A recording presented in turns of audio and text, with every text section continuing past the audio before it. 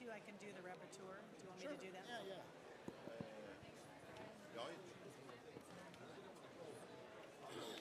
How long you want for the answer? Because I have 3 pages of notes.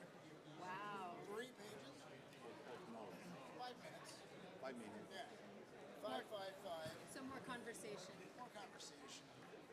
We'll go back and forth. And we'll see. If you want to do, if it's going to take more than 5, 10, how long is your presentation? 5 minutes or hours? How long is your presentation? Just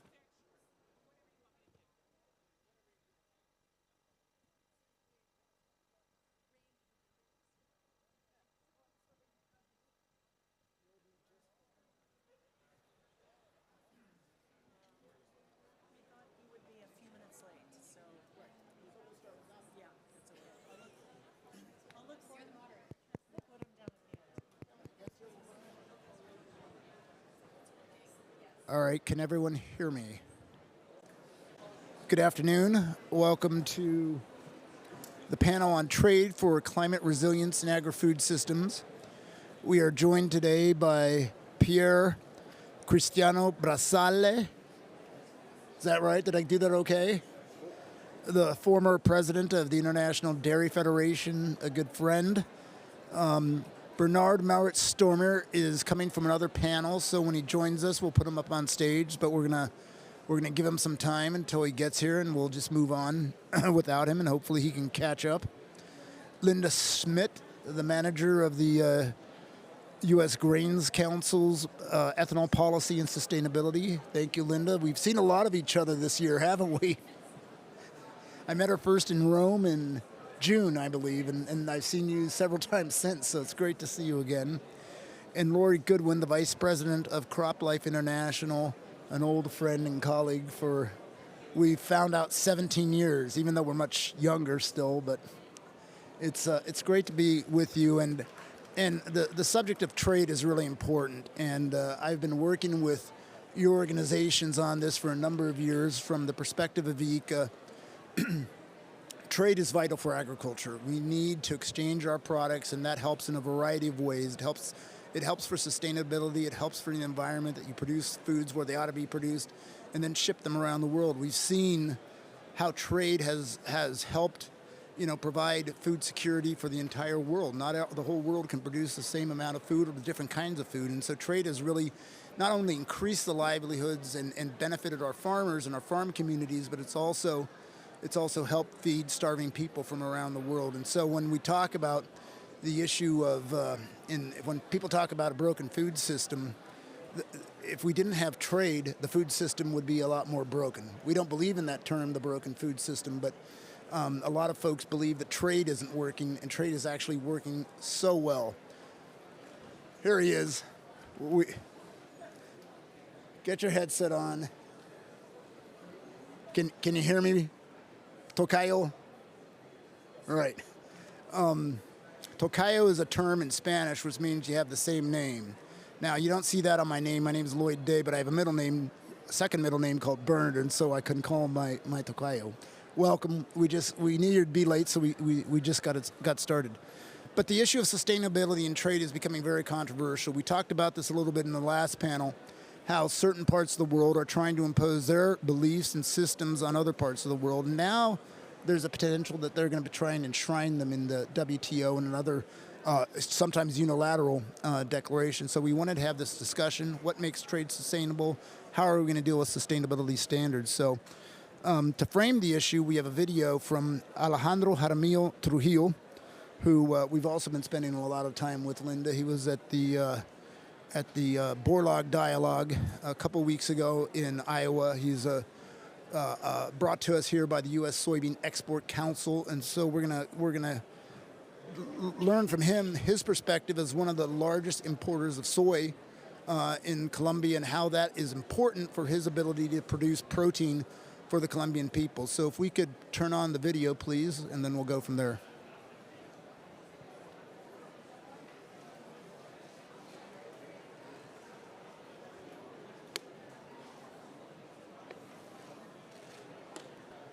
And I send greetings from Colombia to all of you at the COP29 in Baku, Azerbaijan.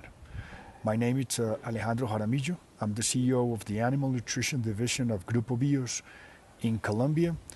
Since I cannot be with you there in person this year at COP29, I want to share how trade is helping people in Colombia for food security and conservation of the environment. Grupo Bios, it's a holding company in Colombia, and we are integrated on the B2C part of the business, where we produce chicken meat, where we produce pet food, and where we have seafood distribution. We also have a B2B business where we have our animal nutrition division, where we sell feed compound, and we also have genetics for pork and cattle.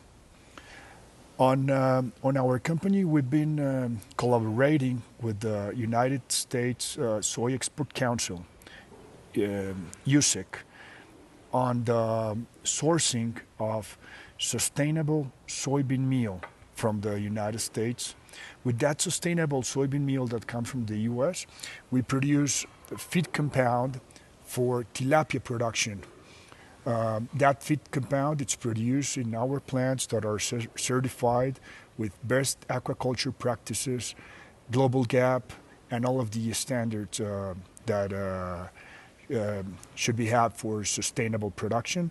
Then we sell that feed to our clients, and our clients produce tilapia, and then that tilapia, it's exported back to the United States, where without that chain of production, it's integrated, and the producers in Colombia get a higher price and more market access on the United States, because that tilapia, it's produced with U.S. sustainable soy. That's what I wanted to share to all of you in this COP29 in Azerbaijan.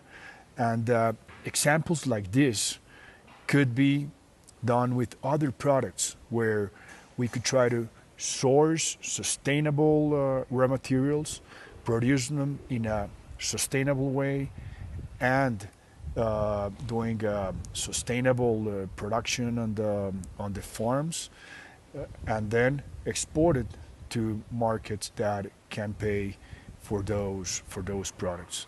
That's a way that we can integrate in trade, open access to markets, and try to produce the products where they are more sustainable to produce.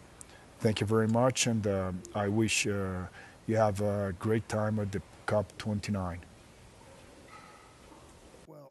Well, thank you, Alejandro, and thank you to USEC and to Ryan, who's here representing USEC. Thank you for being a sponsor, and thank you for all the work you guys are doing to really tell the story about how the export of one commodity going to another country can produce a value add in that commodity and then be sold around the world. And that shows how trade benefits everyone, not just the exporting countries. So we're going to move to questions of the panelists. We're going to go to you first, Pierre, to talk about the dairy sector. Can you share with us how the dairy industry is using trade to meet the challenge of food and nutrition demand while helping to realize the global goals of more sustainable production?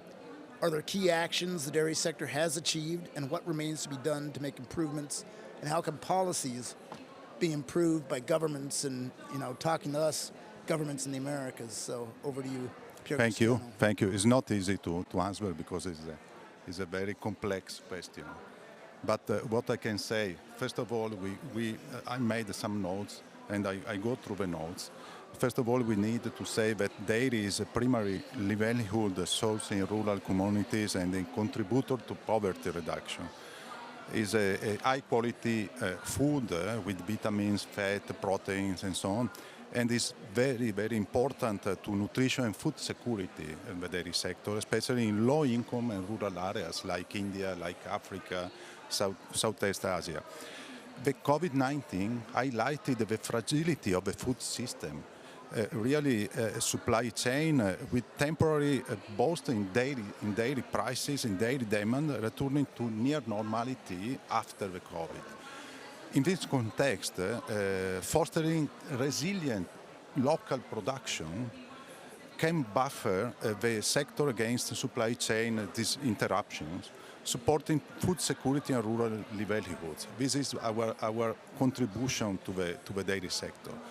Local dairy production is helped the sector during the COVID-19 pandemic to withstand trade drops during the COVID crisis.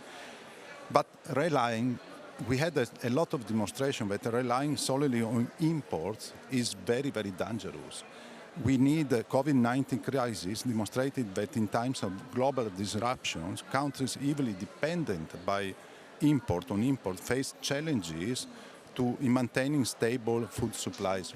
We have seen also in the sector of wheat, barley, with the interruption of the export from Russia and Ukraine, what happened in Africa, where 26 countries depends by at least 50% by an import of wheat from this region. And so by adopting solutions such as improved animal health, precision feeding, precision farming, and improving the productivity, optimize, first of all, the resource management, but local dairy system can reduce emissions also, because increasing efficiency, you have a lower emission. And this practice strengthens the dairy sector resilience, contributing to food security on both global and local levels. What we have done in the dairy sector. So first of all, we wanted to support and to promote sustainable production and prioritizing sustainable produced dairy products. For net imports, also strengthen food security and meets nutritional needs. Policies should support trade that addresses environmental impact without compromising, very important, food access and or affordability, and also must be sustainable in economical terms. And a lot of policies, a lot of examples of application of this policy was made mainly in Europe, but also in USA. If you want, I can mention some examples. So, for example, first of all, policies can prioritize low environmental impact dairy products, providing a market incentive to adopt climate-smart practices. It's very important the support by the public, by the government, for the farmers to adopt these practices. Some examples, for example, are about labeling. So labeling food products with environmental impact indicators is very important to inform consumers and to encourage sustainable choices. And for example, in countries like Denmark, we have a Danish climate label, in France, environmental labeling, or in Netherlands, the eco-score they apply. In Denmark also has created a tax. This is a little bit, I don't like this tax, a tax about emissions. And I had a discussion last Friday during the European Dairy Association conference with the director of Danish Dairy Board, because they accepted this tax, and it's very, very dangerous. It's crazy solution based also in data that are not reliable completely. Green funds also have been established to support green initiatives and finance sustainability projects like Green Fund in Denmark, or financing incentives like ETS on agricultural emission in Netherlands. France has implemented a regulation to the reuse of the water. Canada has set regulatory requirements for companies to report data on plastic usage plastic usage, promoting transparency and reduction of use of plastic. And several countries like Canada or Germany or Netherlands, we know, they have set a national sectoral target to reduce greenhouse gas emissions. So for now is okay. Thank you very much, Pier Cristiano, and thank you to the dairy industry that's been really global leaders on trying to discuss sustainability. And it's one of the most important sectors in agriculture. 1 billion people around the world depend on dairy. So that's 1 in 8 human beings depend on dairy. So it's a very important industry, not just for the livelihoods of all those people associated with dairy, but for the nutrition that comes to all of this. So thank you very much for everything that you guys are doing. So Bernard, Pierre Cristiano talked about COVID and its impact on supply of food around the world. Even before COVID, I believe the fertilizer sector was having some crisis. How does trade influence your industry's contributions to global food security? What trade and food-related policies would help your products reach their consumers more effectively and help scale their implementations? When fertilizer prices were spiking and the supply was limited, we had crisis meetings by all the ministers of the Americas, and countries started doing things on their own in order to ensure they had a decent supply of fertilizers. Can you talk a little bit about all that and about the reputational hits that you guys sometimes take in terms of sustainability, but also about the importance of fertilizers for production? Thanks. And maybe to start with the obvious, nutrients are not equally divided in between countries across the world. Without trade, we can't grow enough food to feed the global population. Yara, we are a nitrogen fertilizer company, but we also procure and supply other nutrients. But let's take phosphorus. Morocco has the definitely largest reserves of phosphate rock anywhere in the world. Brazil, structurally short.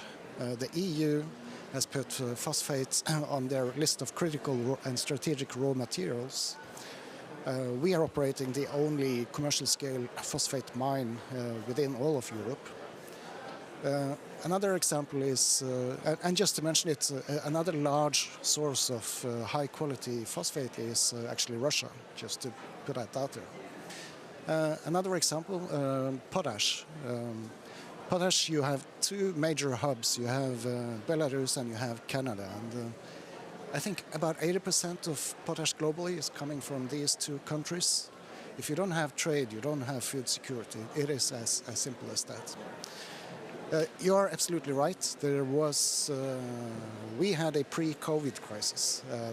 This was linked to supply-demand balance in the nitrogen fertilizer supply, alongside with energy prices skyrocketing.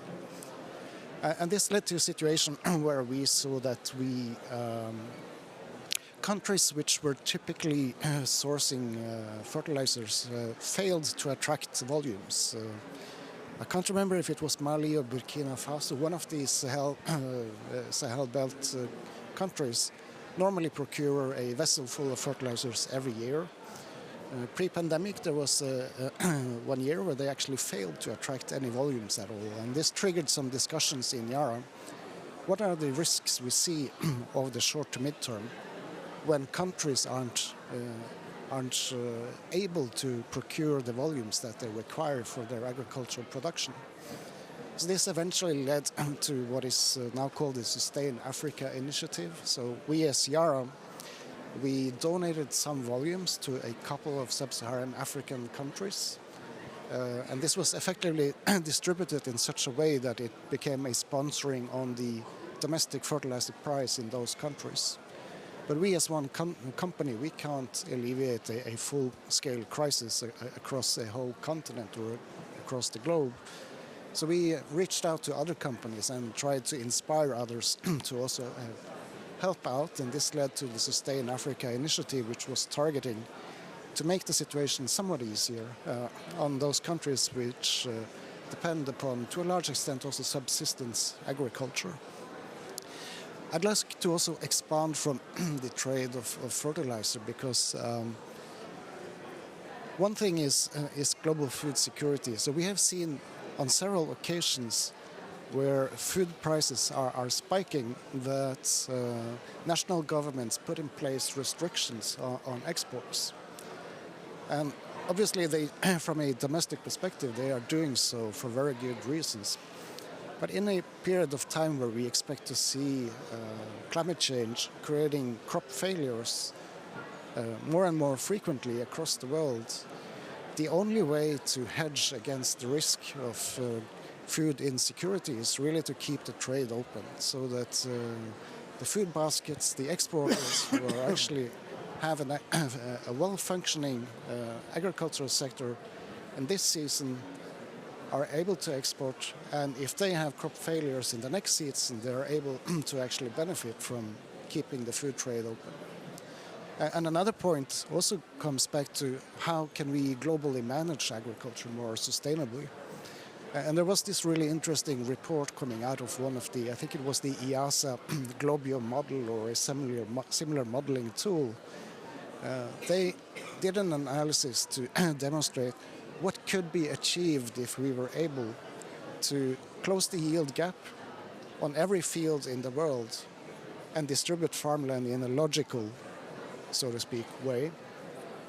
And they found that it would be possible to feed the global population on 60% of the existing cropland.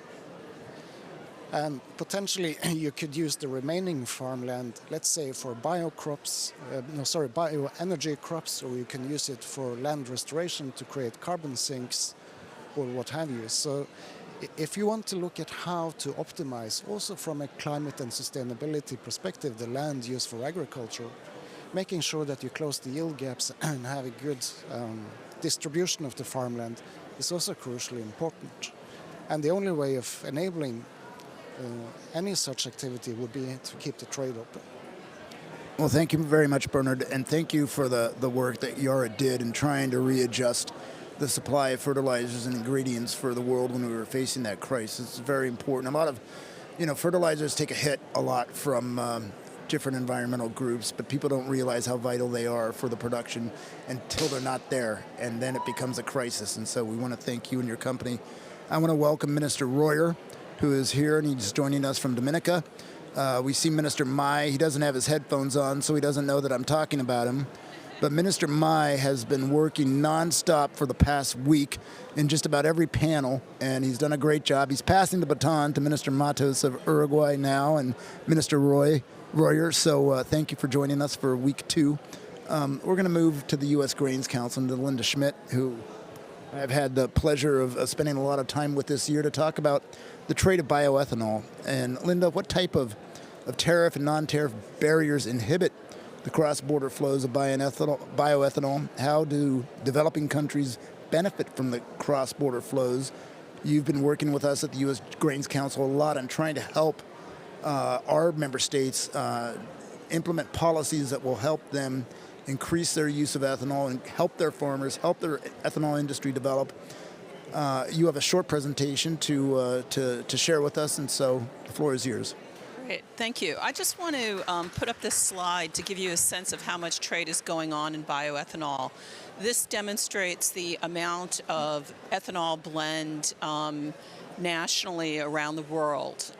In the United States, we produce about 80 billion gallons of ethanol a year, and we export about 1.5 billion gallons. Now, for all ethanol that's produced in the world, about 10% of it is traded. So this map will demonstrate that there's a lot of ethanol trade taking place across borders. Part of the reason that governments have decided to blend ethanol into their fuel supply is because of the clean air qualities of it. I mean, essentially the U.S. Dramatically increased ethanol in its fuel supply about after 2007 when MTBE was banned in the U.S., and then we saw a dramatic increase in ethanol production. And for that reason, because ethanol creates cleaner air and replaces toxic oxygenates, it's in demand. It's in demand. Most high-income countries blend at a minimum of 10%. Large producers like Brazil blend at 30%. Now, for the ethanol industry, our primary trade restriction are tariffs. And I think what we need to recognize is that tariffs place a premium on decarbonization, because the other exceptional part of bioethanol is that it creates much less emissions than petroleum, substantially less. And for example, in the United States from 2005 to 2019, because of bioethanol, we had 140 million tons savings in emissions. So ethanol is an immediate solution to reducing emissions.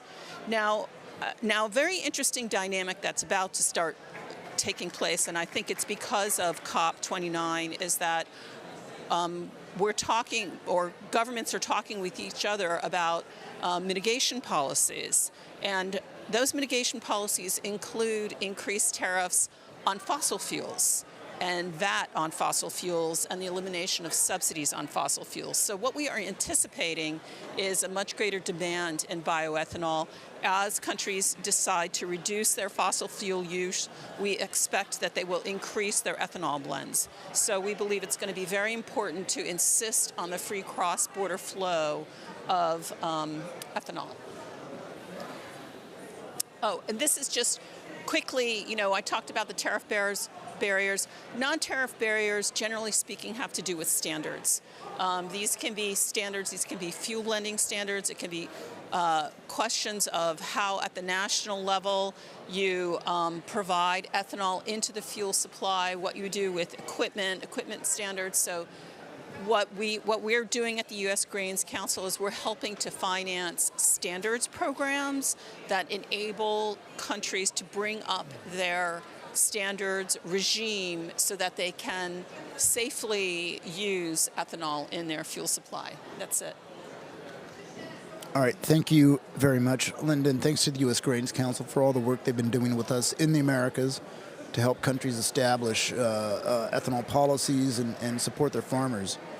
Lori, I think it was at the last COP that you and Guillermo and Emily and I and Margaret and some other folks got together and started talking about how do we start focusing on trade and the importance of trade and sustainability and climate change and all the regulations that are happening around trade.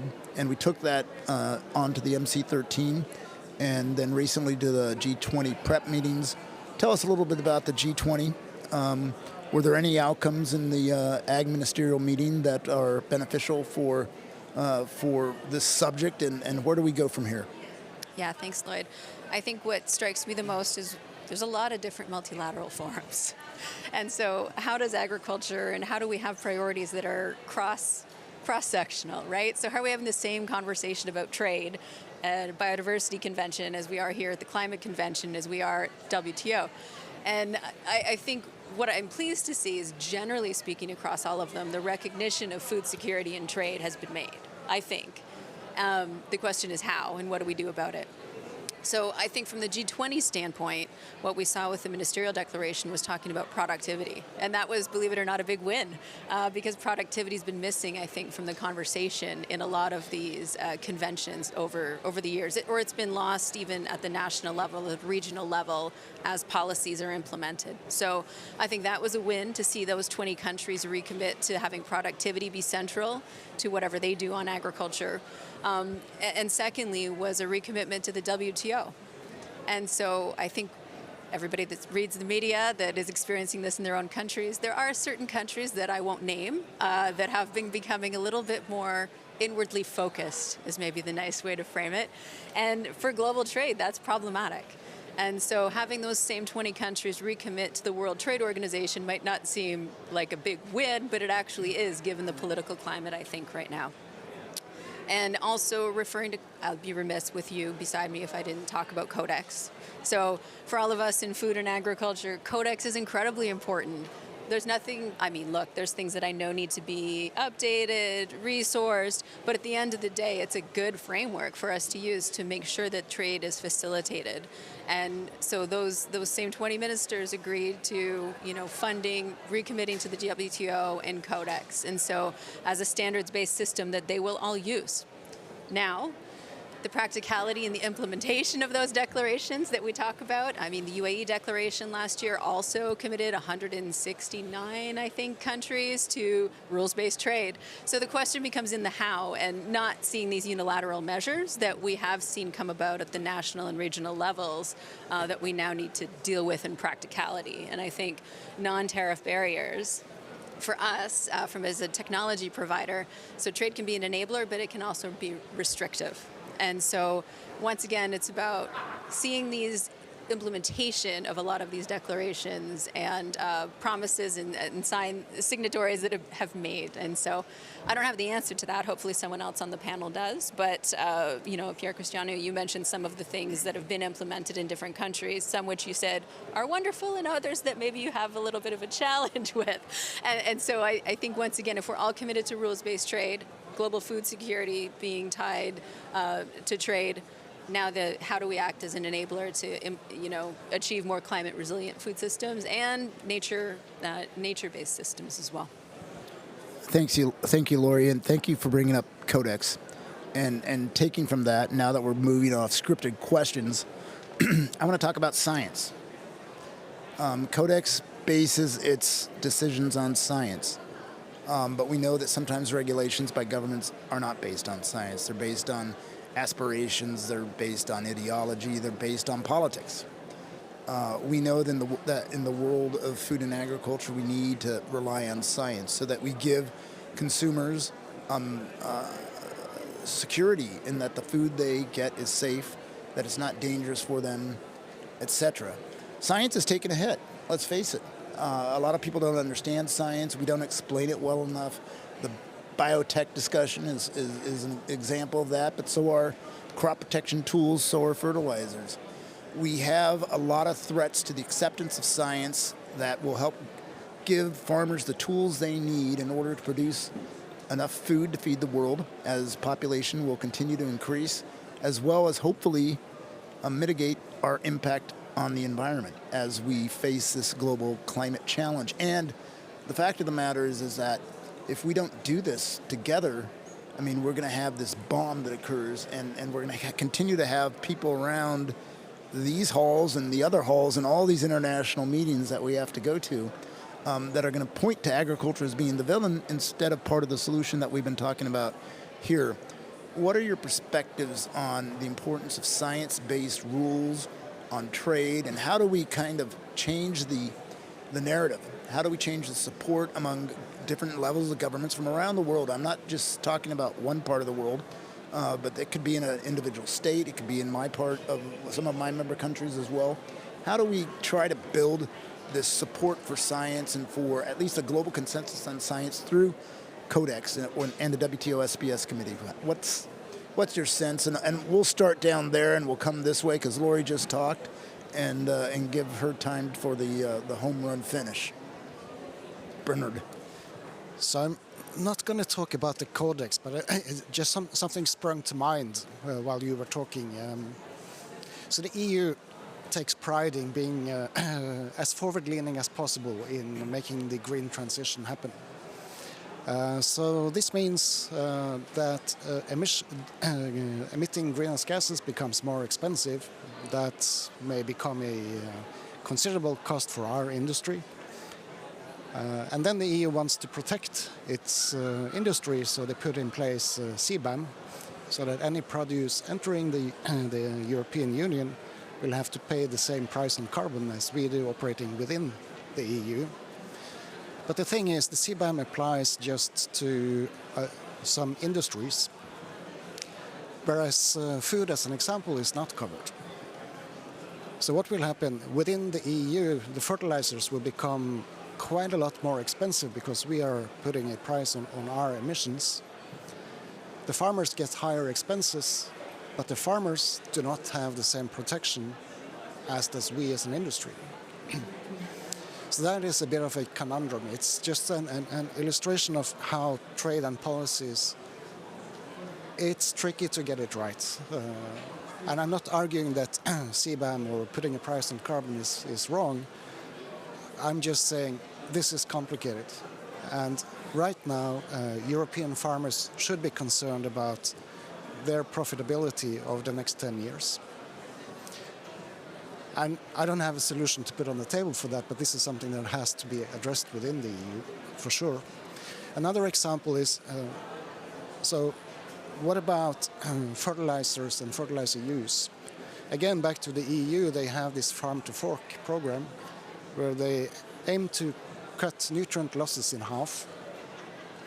And this triggered quite an interesting discussion across the Atlantic, where the USDA published an article demonstrating what the add-on effect on the global price of food would be if all of the world would adopt the same policies.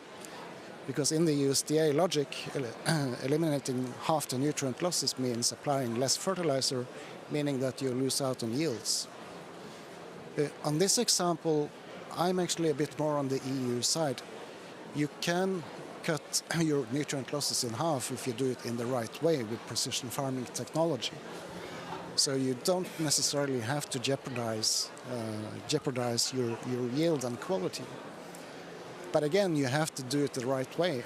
And this is what not is always clearly understood in politics. Because also within the EU, a lot of policymakers immediately translate that cut nutrient losses in half into reduced fertilizer application. So if it's implemented the wrong way, the USDA is going to be right and the EU is going to be wrong. But you need to use the right technology and to implement it so that you can actually support and protect your yields and avoid losses. Thank you, Bernard. I would say on the ethanol side, our producers are heavy users of technology, as are ethanol plants, and we attribute the increases in yield, corn yield, and the increase in ethanol yield per bushel due to technology. One of the challenges we face is to get wide recognition of the value of what we call the GREET model in the United States. It's what measures the carbon intensity of different feedstocks. Particularly for us, what's important is corn-based ethanol, and we see over the last 15 years that the carbon intensity of corn-based ethanol has been dropping rapidly, primarily because of the increases in corn yield, also because of the increase in ethanol yield, and now we have carbon capture and storage taking place at a rapid rate. There's a lot of investment in this. And agriculture, we need all to say, is one of the only industries that is going to be able to bring carbon intensity down below zero because of carbon capture and storage and other technologies. So the challenge for us is to really bring regulators together from different markets and have them recognize that, yes, the U.S. model is absolutely probably the best model, but we can't hold up the marketplace with disharmony in the regulatory environment, and we really need to work together to find a way to recognize each other's approaches or develop harmonization or mutual recognition agreements so we can go ahead and move forward, continue our technology investment, continue to bring our carbon intensity measurements down on the production of ethanol and other products. Thanks, Linda. We heard a little bit about trying to find harmony, not just among regulations among countries, but within one's own government. It's not so easy when you have different agencies, the environmental sector, the energy sector, the agricultural sector, etc. So it's a challenge within one government, and then when you try and do that across a world, it's not so easy. The dairy sector has been making a lot of strides toward reducing its impact on the environment, reducing its emissions. Pier Cristiano. Yeah, no, I want to come back on what you said about science and codex. You know, International Dairy Federation is a science-based organization, and we provide the science from farm to fork. And we are the reference for codex.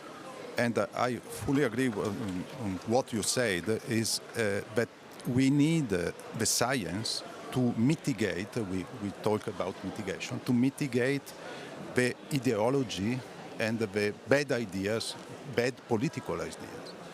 And it's just to reduce the influence of ideology.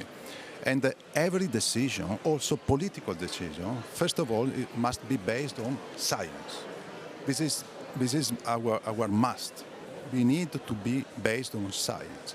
And for example, Codex is the best example to mitigate and to harmonize the decision around the world and align all the policies around the world.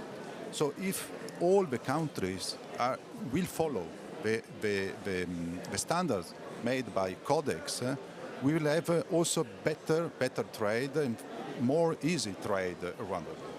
The problem is that not all the countries follow the codex standards, and we can see it also in the dairy sector, where some countries, for example, no, I don't want to.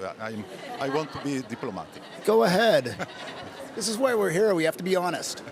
No, it's, for example, about dairy terms, the application of dairy terms, the respect of dairy terms, not everywhere are respected. In Europe, for example, just one positive thing is that the dairy terms are very respected. But, for example, USA, Singapore, and other countries don't respect sometimes the dairy term, and they use the dairy terms for lab-made products or synthetic products or something that is not referring to milk. So it's very important to repeat the science and very important to respect the codex if we want easy trade. If we harmonize and align the policies, everything is easy. And we need the trade. Like you said, the trade is basic for our market. If we want to sell our products, we need to sell also everywhere. Globalization is very positive if we have an alignment in the policies.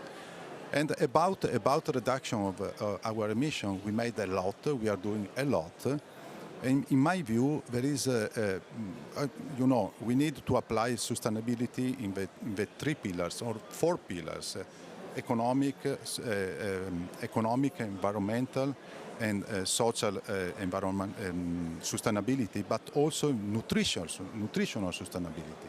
We know that the nutritional value of our products, dairy products, is very important, and we need also to focus on this topic. But about, and sorry, but I want to enter in a topic that is not too much as a connection with this panel, but is about the emissions of the greenhouse gases. What does it mean for you, carbon neutrality? What does it mean? You have idea what is carbon neutrality? It's not just compensation of emissions, but it's not ending new carbon in the atmosphere. Livestock in the farm is already neutral, because the carbon that is coming from the livestock is coming from the forages, from the photosynthesis. The only thing that we need to address is to reduce the impact of methane. This is very important, because the cows are transforming the CO2 fixed in the forages in methane. And methane, we know very well that has a global warming power higher than CO2. So if we need to transfer this message, livestock is already neutral. So thank you, Pier Cristiano. And since you're in the dairy sector, I assume you know where happy cows come from. Where do they come from? Canada. Oh, USA. No, you got it, Lori. California. But as the minister knows, I saw some really happy cows in Uruguay too. But California is reducing its methane emissions by 40% because of structures and policies. And so if we do that globally, I mean, we're going to have a huge success in the dairy sector, and we applaud the dairy sector's leadership on that methane reduction, which will take them beyond neutrality. They'll be lower. So you brought up Codex, Lori. Codex is so pivotal for nations to adhere to science. We know that some nations and groups of nations, that founded Codex are kind of not adhering to Codex anymore. Can you tell us what can we do, industry, other governments, in order to try and make sure that we can fortify Codex so that we have a sound foundation for trade based on science? So it might be great to hear from some of the countries that are represented here as well. How can we help them reinforce Codex? Like I said, I think that the declarations that we've seen and the recommitment, it's how do we hold governments accountable for the decisions that they've made. Codex works well when it works, but we need resources. And I think a lot of times what I hear from my colleagues is there just aren't enough resources to jointly set maximum residue limits, for instance, right? So some of these efforts where they are trying to align on, reduce asynchronicity and all of those things that we've heard about are so important, they might not have the resources to do it. And so that should be a relatively easy question to address. I think science is science, which is another thing that Codex is helping at least maintain outside sort of a political influence. And so I think there's a lot of good reasons why we need to reinvest in Codex. On some of your other questions, I don't know that I have the exact answer, but I think, how do we make sure that any policies that come forward from countries are within WTO compliance? And once again, we have these systems, we know what we need to do. How do we hold countries accountable for making sure that any of these new policy developments that come out are adhering to the WTO rules-based trade that they have promised to uphold? Well, and saying that, I want to again give kudos to the minister and to the ministers from across the Americas that have endorsed a letter that has gone to the European Commission to say we need to take this discussion and put it into the WTO so that we don't have a hodgepodge of different regulations from different countries all saying different things on sustainability and on environmental standards, and we ought to really base this on science and have discussions where they ought to be placed in a multilateral organization rather than in a unilateral decision by one part of the world with good aspirations, but they need to talk to their trading partners before doing something like that. Okay, we're running short on time here, but I think we have enough time for maybe a 2-minute closing statement from each of the panelists, and then Margaret's going to get up and kind of give a summary of what she's heard. So we'll start down there since you've had some time to rest, Bernard, and then we'll move this way. I was just starting to think we should have a campaign, make the Codex Donald's again. And not just the food brand that would pick that one up. I didn't hear that. Make the Codex Donald's again. I didn't hear it. McDonald's? A McDonald's. So make the Codex Donald's. Okay. There's a certain Donald who should really embrace the Codex. Well, I had some very interesting discussions about the Codex with Jason Clay at WWF, and he has this great idea that the Codex is a perfect tool to expand and elaborate on, to also incorporate sustainability metrics. I think that the Codex is definitely something that we should embrace, make sure is remains the standard for global trade, but also to expand on it to include more sustainability metrics standardized across all trade. Thank you, Linda. I think from the bioethanol community, we're going to be looking very closely at how governments implement carbon mitigation policies. We're anticipating that they are going to be withdrawing fuel subsidies, that they will be raising tariffs on fossil fuels, and we think that bioethanol offers a solution for many countries to keep the prices low, reduce emissions, and improve air quality. I think, I repeat, we need to be based on science, and a greater effort, we need a greater effort to increase, to find the right policies, but in my view, we need always to have an holistic approach.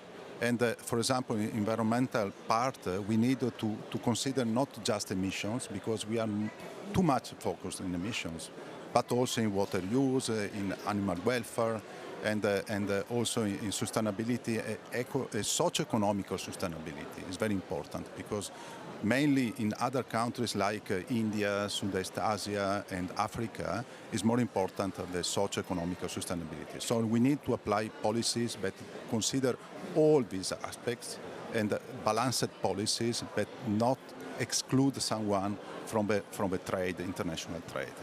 So the dairy sustainability framework is something that globally is endorsed. Will help in terms of data, in terms of criteria, in terms of policy, in terms of tool, can help to support this. But we need alignment. I repeat, I always repeat, we need alignment because I see a lot of discussion between, for example, South America and Europe about, I don't know, the certification on deforestation-free products. But in my view, as a European, is a mechanism to defend and to close the import from South America. It's not correct. Is not correct. Right. Well, we obviously disagree with you on that, but we welcome you to our pavilion, and we've given you a voice, and we think it's important to listen and to share with you. So, Lori, the final word is yours. Wow. So I think trade needs to be an enabler, not just for climate resilience and biodiversity improvement, but also for access to the innovations that everybody says they need, and that I think we all hopefully agree that we need. So seeing these policies that can become restrictive limit access in other parts of the world, right? So that asynchronicity of approvals that we've talked about is really problematic. And I think a lot of countries are relying on greater access to new tools and technologies to be climate resilient. And if we can't deliver them, if they sit on a shelf because global trade is restricted through non-tariff barriers.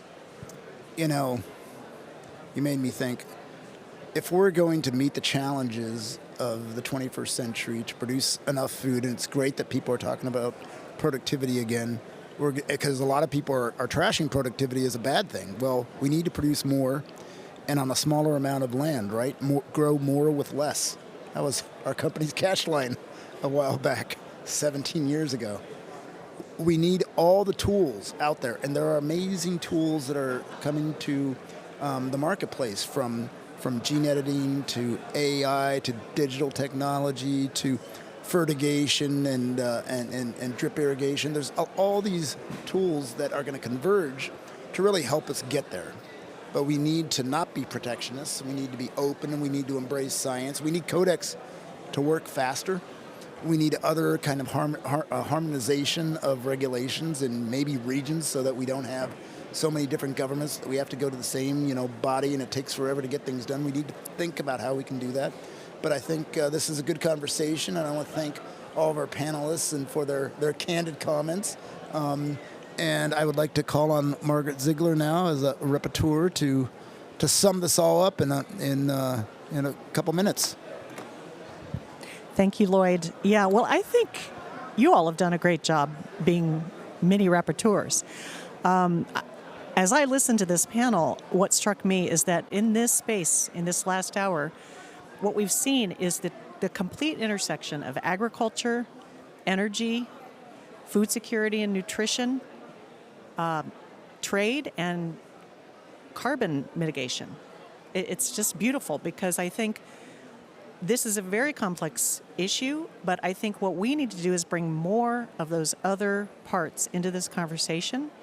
And between now and between Baku and Belém, which is what we're trying to do in these closing rapporteur moments, is to come up with a couple of actionable things we can do.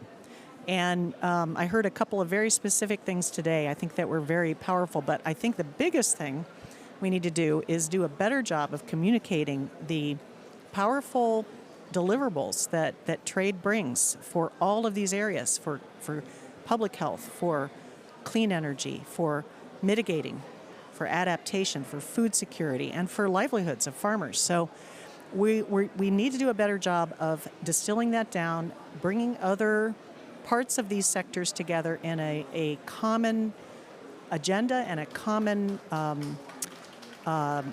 message before we go to Belém. And I would suggest that as best we can, ICA could help be that common thread, because ICA works on plant and animal health, rural development. We have our bioeconomy program. We have our bioinnovation program, food security, science. ICA can be a solid partner for this. We can do our best to bring others in. We'll need to work with all of you.